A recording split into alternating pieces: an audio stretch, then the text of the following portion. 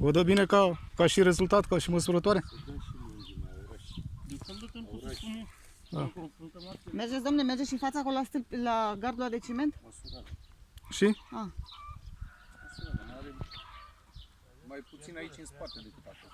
Da, păi Da? normal, păi dacă... Da, o să vedem și noi până la urmă pe instanță și pe toate ele. Da. Da. Mai știi cu gardul. Am greșit. Hai să dăm și lungimea toată ca să... Domnul, asta e stâlpul, de aici pleacă votarul. Dacă vrei, își țin eu. Vă deranjează dacă mai măsurați odată în prezența noastră în față? Nu e nicio problemă. Cum zic că măsurarea nu ia... Doamne, insistăm noi să mă mai măsurați dacă tu veniți cu măsurătorile. Despre ce vorbim? Nu măsurați toată. Păi mai măsurați odată, că noi nu vă zurăm. Adică domnul Nicola are dreptul să stea, că e martor aceea și... Lasă-mă în pace. Îl chemă pe domnul Nicola. Păi nu știu, în primul și în primul rând de vorba.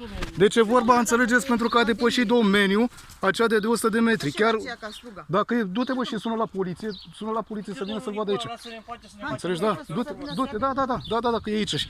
Domnul Nicola. Înțelegi? Da. Ce vrei să mă știu care e problema? Care e problema? Bă, e ceva urgent, n-am înțeles. Bă, e ceva urgent? E ceva urgent? Unde ai voie, mă? Unde ai voie? Unde ai voie? Spune și mie. Ești depășit de 100 de metri. Hai, ești depășit. Da. E beat, du-te. Hai bă, du-te acasă. Du-te bă și sună la poliție, ca să nu întrerupi eu filmarea. Da, 100 de metri cu coronavirus. Hai, domnule, vă rog frumos, duceți-vă acasă. Da.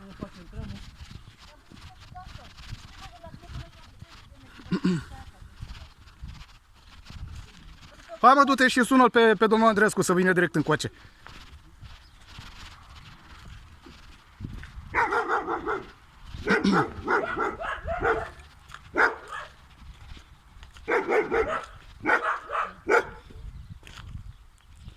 Da, mă, că ești tare în gură, înțelegi, și tot timpul ne amenii și tot timpul îți bagi nasul unde nu-ți fierbe oala. Aia e toată chestia.